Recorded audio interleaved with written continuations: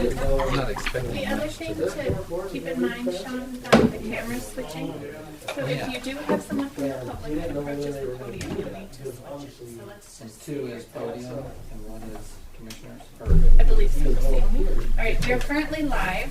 So 1 is that camera there, so you can see it pointing this way, right? Yeah. And then if you switch to 2, that's podium. And so you can either push the button or you can slide Okay, so this.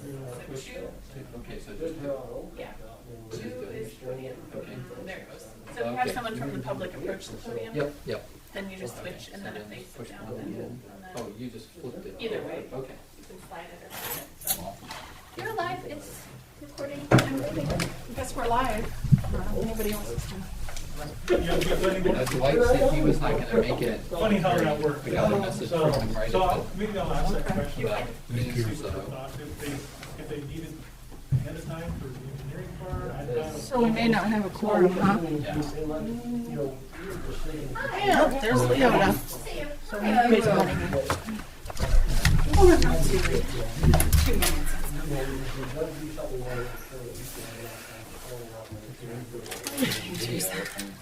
Thank you for getting that stuff to me. Yes. It kept coming up in Spanish, and of course I couldn't read it, so I had to bring up the English one too, so I could compare to see what it was saying. Yeah, so it'll be good though. It's an agenda. I would actually. Do you think- Right away. Thank you. I thought you were in court today. I know. Yeah, You should not have? it changed from a jury trial to a bench trial. So Oh, nice. I think that's good. yeah, Justice Court? justice court. Yep. Guilty verdict. Hey. There you go. You did good? Did good. Right on. First one done. So, did you, I don't know if you printed out. I did. Did you get? Yeah, I got these? one, yeah. I have one, thank So you. then did you get? This is the I real did, I thing. just went and, I think I reprinted everything in my office before I came, so. Yeah. I don't know how much is Oh, in for the real his big phone. time, yeah. Kind Nothing of like, down to vacation. nothing like throwing into the fire. You know, it is one way to learn. You learn quick that way. Yes, you do. Well, thank This is what we're gonna have, right? Dwight will be here. What's that? Dwight is not gonna be here. Monday morning. I did see Dwight is not going to be here. I'm like, you talking to the 21st? Call the meeting to order, the Broadwater Health, County Board of Health. Let's see, first on the agenda, public comment. Is there any public comment? Not on the computer. Okay, seeing none, we'll move on to March meeting minutes from Wednesday, February 24th, 2021. Is there a motion to approve minutes? I would move to approve the minutes from February 24th, 2021. Is there a second? I'll second. Motion's been made and seconded to approve minutes from Wednesday, February 24th, 21. Any further discussion? All in favor? Aye. Opposed, same. Motion carries. Will you hand these down to, and you sign, so we can get those, get that taken care of today?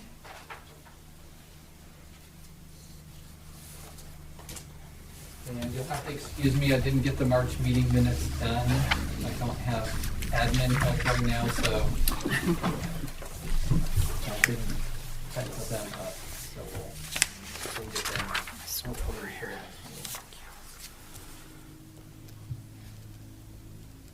Okay, that's the old business public health officer. Doc's not here.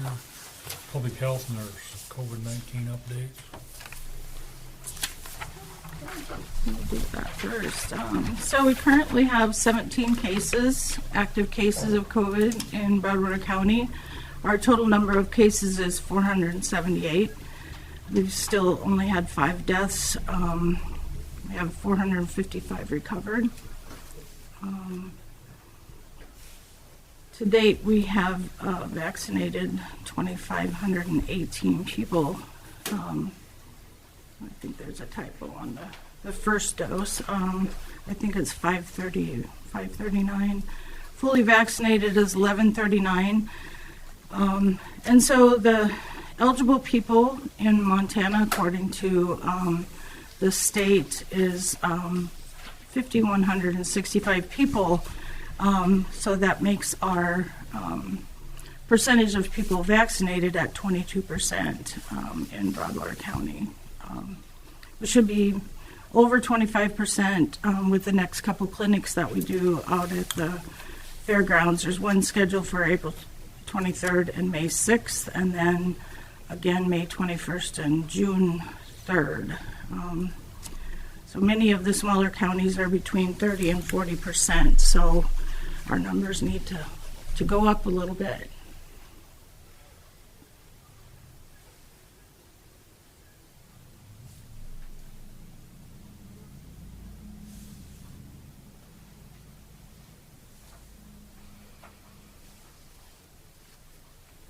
You're just doing the Moderna ones now, right? Mm-hmm. What's that? Just the Modernas? Is that the only vaccine that you guys are doing right now? Out there, that's what we're doing is Moderna, yeah. In fact, we have the Johnson & Johnson, but it's still on pause, so.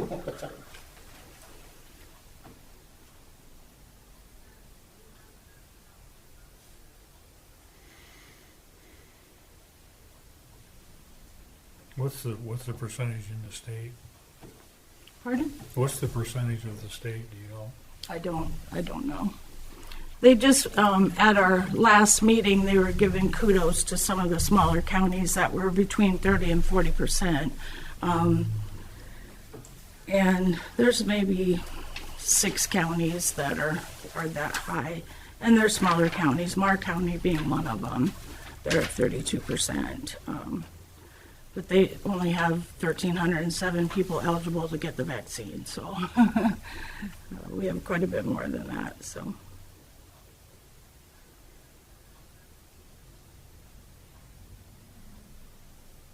Now, isn't everybody eligible now after April 1st? Yes, but the eligible population has to be over 18 and 16 for Pfizer. So they really are only counting eligibility from, I think, 18 over. Was there Because- a different number for the Johnson & Johnson? No, No, it was it's the same. Yeah, it's still considered fully vaccinated. Does this take into account people that may have been vaccinated in Gallatin or in Lewis and Clark or not? No. Our numbers don't reflect the vaccinations that we've done out of this county. It goes towards their county, but not towards us. So, I mean, if we count the number of vaccines we've given, that number is much higher, but the only thing we get credit for is our county. Oh, okay. So,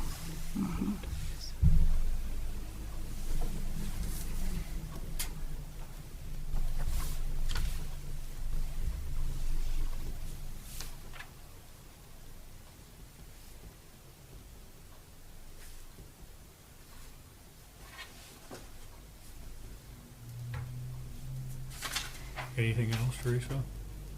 no, the rest of this is new news, so. Any other report from board health members? You got anything on it? No, just that we're pretty much, like Teresa said, we're doing vaccination clinic about every 2 weeks now, getting those first and second doses for people. And that's going to continue. I'm not sure how long. I think we'll probably maybe making it shorter instead of an all-day clinic. I know we did one short and we got done by like at 3:30, so I think probably the one we have Friday goes till 5, and probably the one on May 6th will go that way, but I will be probably looking at doing a shorter amount because we put, I want to say 600 vaccinations out there for Friday, and only half of them have signed up so far. Okay. So we'll be looking at making it a smaller one, but continue something. And I know Teresa's helping. She's coming out and helping set up and working there all day too. So that's a good It thing. really is, you know, it's very time consuming to do, people that, you know, are not signing up in order.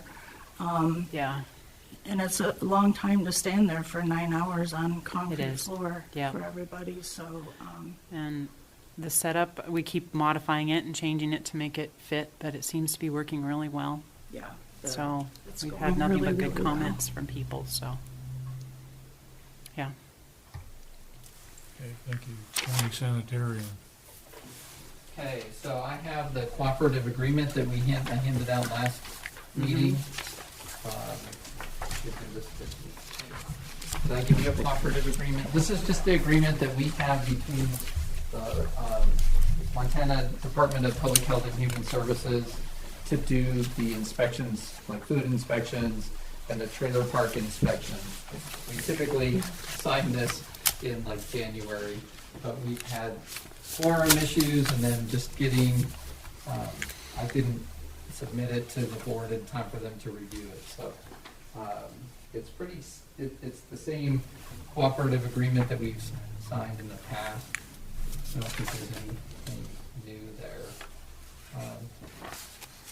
Now that we have Jania, who's going to be helping with, you know, legal stuff for the Board of Health, we could have her review it real quick in her spare time, which we now know she has lots of. And, but I think that it's something that we could just, you could probably accept, and with the caveat that maybe Jania will take a quick look at it or something, but it is the standard agreement that we have used in the past.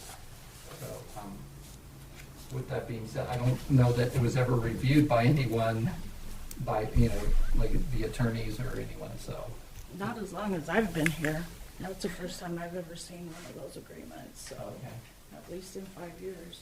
So I don't know what Julie was doing in the past, if she was just accepting it on behalf of the Board of Health, which could have been what was happening, but I guess I brought it forward to the Board of Health to do that.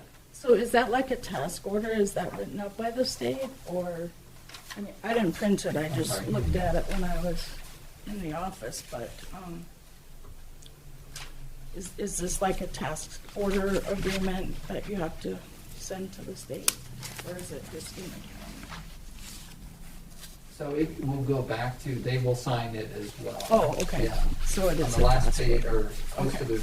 the end, it has where the, Ed Evanson will sign it, he's the head of that department. Right. Or I guess Jim Murphy. Ed runs food and safety though. Yeah, Yeah. Jim Murphy's his boss. Right. I see it's Jim Murphy. Sorry. Just that the liaison is Ed Evanson. Are there any questions for me on this? No. I didn't have any. I don't have any questions.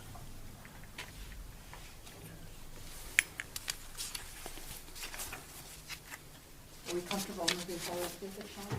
I think so. I mean, it's pretty standard. I guess I could just say, just so you know, I have not had a chance to review this, so I can't give you guys any kind of legal advice on it, so it's completely up to you what you want to do. If you want me to review it, I'm more than happy to.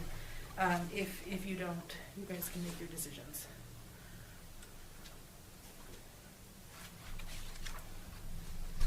I could just say that my office runs on a lot of task orders. Almost every grant I have has a task order. And, you know, generally those are drawn up by the state and are reviewed by their legal team, so. True, but Hmm. our legal team can also review them, and Yeah, I guess sure. what I'm telling you, and just because it's reviewed by their legal team doesn't mean, I mean, they're not looking out for the county. For our They're best. Yeah, looking out for the for state. our best interest, sure. All state.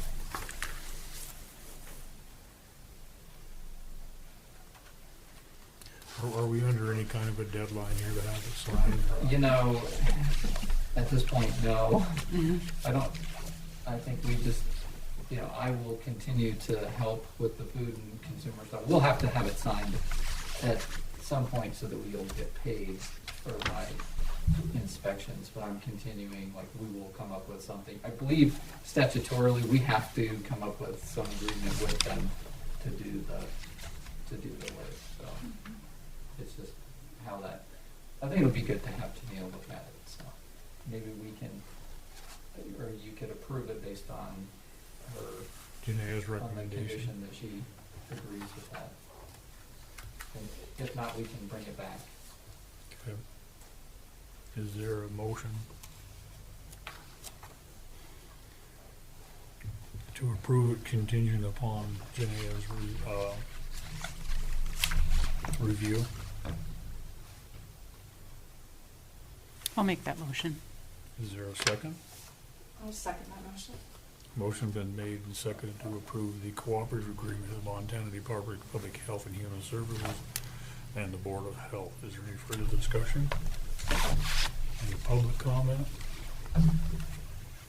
Take a vote then. All in favor? Aye. Aye. Opposed, same. Motion carries.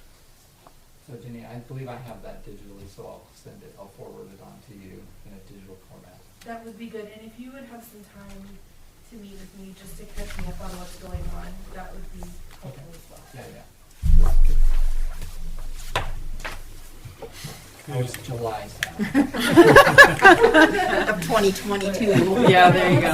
We're still a little serious now, so we'll sit down and do this. Yeah, thank you. So new businesses, no health officer, Board of Health members, anybody got anything new? I don't have don't. anything. Do you? Okay. I don't. Public health nurse? Well, just a few things left on my note here. We talked about the Johnson & Johnson. The state has said that the CDC is talking about the COVID vaccines being a yearly vaccine. So I think moving forward, the state is very proactive on this stuff. So they will start doing a plan. So because it's going to be like a flu shot, and so depending on the criteria that the CDC makes for a yearly vaccine like this, right now you have to have it 14 days before or 14 days after. We have, the requirements kept in the bottles. They're only good for 12 hours after they've been punctured, which it was 6 and now it's 12. So there's a lot of things that have to change before, hopefully, before it becomes a yearly vaccine. So that's about all I have on that.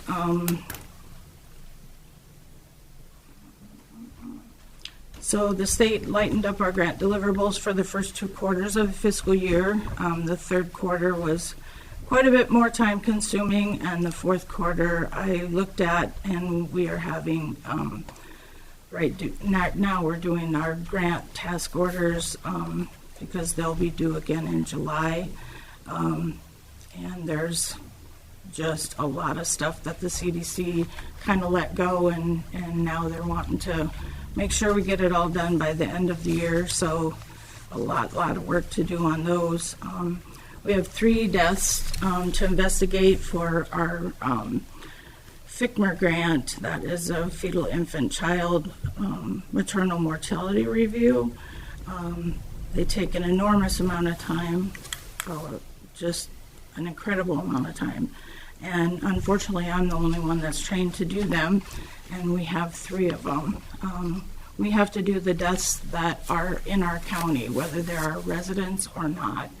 We have to do all women under the age of 44, all children, infants, and boys up to the age of 19.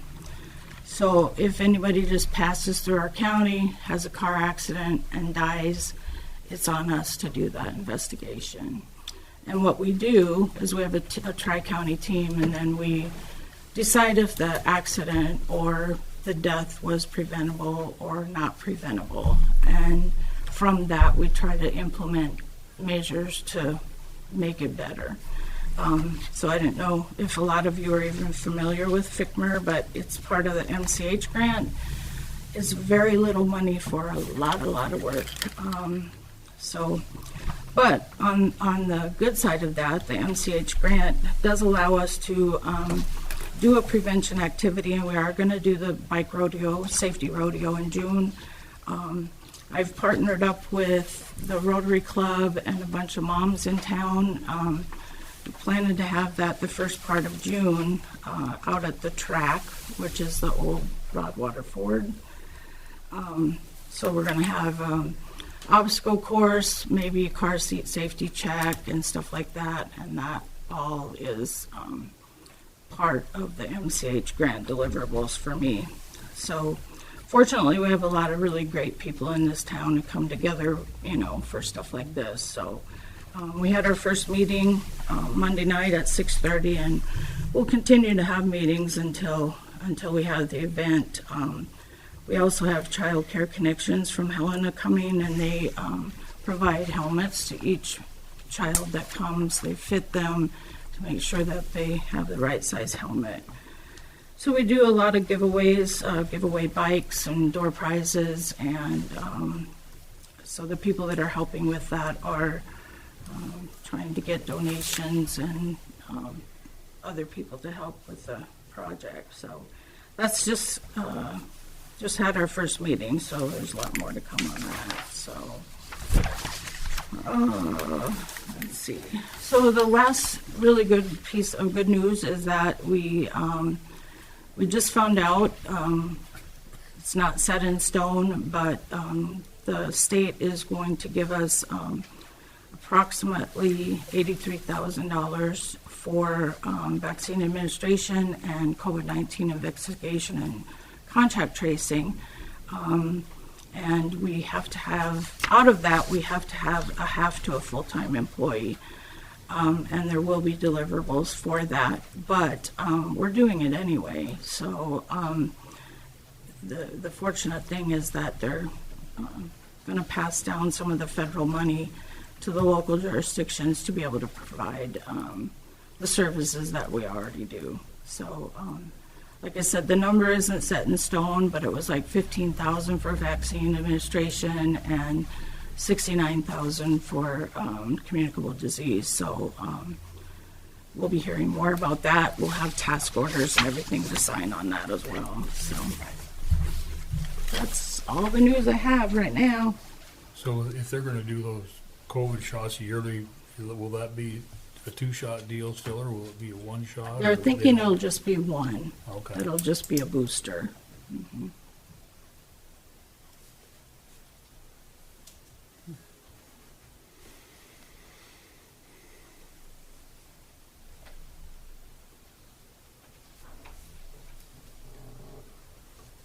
Okay, let's see. Report from county sanitarium. Okay, I'm gonna sneak over here and try to use your microphone. I have two things that I want to talk about. One is the reopening plan that the Rocky Mountain Development Council brought forward. They are just asking for comment on this. Obviously, we don't have any regulations in place right now to limit or even require this review. But this is the plan that they brought forward to Lewis and Clark County.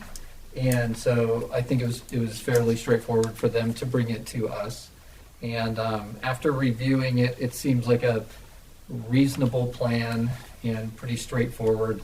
There's nothing that I see in it that would need to change. So I think they're just wanting to make sure that they are doing what they can to combat the COVID-19 pandemic. So I feel like the plan is a good plan. I don't know if we need to just say thank you, or I don't think there's any kind of voting. We don't need to vote on it, but you may just give me some comments that I can get back to them so that we can go from there. I thought it was very thorough and comprehensive. I mean, I thought of everything. I did too. From the staff to the building to the public, everything. Yeah, it's always nice to have these kind of templates available in case other groups want to do something. When are they going to reopen? I believe it's 1st of May. Okay. I'm sorry, I didn't bring that email, but it's in a few weeks here. I think it pretty well covers everything. that And I know needs to be they- covered, so. Installed a bunch of touchless facilities like hand washing, that type of thing, because I know Mike was indicating that they hadn't talked to him before they had ordered that stuff or something, so. But nonetheless, from our standpoint, that's good news. Okay, and then I wanted to just kind of bring you up to date because we're seeing just an amazing amount of growth in the county. I mean, I'm sure everyone is hearing it, and probably all of us are feeling it because it's pushing us to the limits in a lot of the things that we do. I think it's a really interesting reflection on what's happening just by looking at how many drain field permits have been issued this year compared to years in the past. And, you know, just from last year, I'm up 450%, if you want to think of it that way. So 97 permits issued by today, and then last year at this time it was 25 permits. And that doesn't include the 15 permits that I'm waiting for, like, just some additional information. And normally I would only have 2 or 3 permits waiting because I'm, you know, just able to get all of that information and move things forward. So, so we're really looking at almost 112 permits. You know, from my standpoint, we're hearing from realtors and developers and people buying property. It's a nonstop phone call, and I know that Nicole in planning, not that this really hasn't much to do with Board of Health, but I know she's in the same boat. We're really feeling that. And kind of as an update, because it also reflects my efficiency, is that Helen is still out, and we're hoping to get a temporary in. So we've been working with the staffing agency to get a temp in there because it's just so hard to keep up with all of the administrative things that we both need, that Nicole and I need, but it slows down my ability to do the important things. At some point, you know, looking at that cooperative agreement, we're going to have to get out there, or I'm going to have to get out there or get somebody to help me get out there and inspect restaurants, because from a public health standpoint, it's very important. And having not done full inspections last year because of COVID, it's going to be very important that we get out there and do that. So I expect that having some admin help and then Helen returning will make a big difference. But at some point, all those drain fields that have been permitted are going to get installed and need inspection as well. And so I'm starting to think of some ways to limit my efforts in doing that. I still think they need to be inspected, but right now I do all of the as-built drawings, and we may have to go to that the installers are providing that, because just time-wise, I just don't have the energy and effort to be able to do that. So Put a no vacancy sign up. it sure would be nice. It's definitely a weird dynamic out there right now. I mean, I've lived through the 2009 rush, or, you know, before the recession when things were busy, but this feels just over the top right now. So are they concentrated in one area, Sean, or are they all over the You county? know, it's a property everywhere. I mean, obviously, there's more lots available down south. So the Wheat, Montana area, as I call it, you know, that area is definitely seeing a lot of permits. But there are places in the county that I didn't even know the lots existed, you know, and those lots that have been for sale forever, like up Ray Creek, those Clark property, you know, we talked, Mike, those properties back there, they're building out, and yeah, just anywhere there's vacant land, they're definitely going out there and trying to develop. So it's interesting. I think that's really all I have from my standpoint. Anyone else have anything? Yes, sir. You want me to stand up here? Yeah, please. Okay, well, obviously I just want to kind of give you an idea, I think you guys are all aware that we have COVID in our detention facility. And we had a pretty good plan, the numbers I think are coming down fairly decent. And so we're going to utilize our other housing unit that we took everybody out of to clean, to keep, well, we've got the numbers now where majority of people have either been vaccinated or they've acquired it and got through it, that we have a minimal amount. We were going to use that pod, but unfortunately the pipe broke and flooded the housing unit, so we've been trying to dry the thing out for the last, 4 days. And so that's kind of changed that process a little bit. So I don't know what our numbers are in the jail right now. I think they're under 5, I think, is where we're at. I'm not completely sure. Yeah, we just had a new one But yesterday. So maybe we're at 6. Yeah, we should be about 6. 6. So So we had 15 to 17 to start with. So and we had one inmate test positive yesterday. So and so that one, I think, and that was in our B unit, and that was all vaccinated right after that got in there. So hopefully that get rectified. Hopefully we can keep it at bay. The guys and gals are doing a great job cleaning their fog and everything all the time, and I think that's helping out. But unfortunately, some of the staff have acquired it as well, and so basically now everybody in the office, I think, has either been vaccinated or has caught it, and so our numbers should be getting to a point where it's functional. But I wanted to give an update on that. One of the other things that I did bring up, I don't know if I talked to you about it, and I'm bringing it up here because I got it from the state medical examiner's office, is there's been some deaths acquired or have been attached to the second vaccine. And so there was 4 in one of our neighboring counties where people had got their second shot and started having difficulties from it, and they actually passed away. So they've attributed to the second shot. And so if you have something like that, let me know.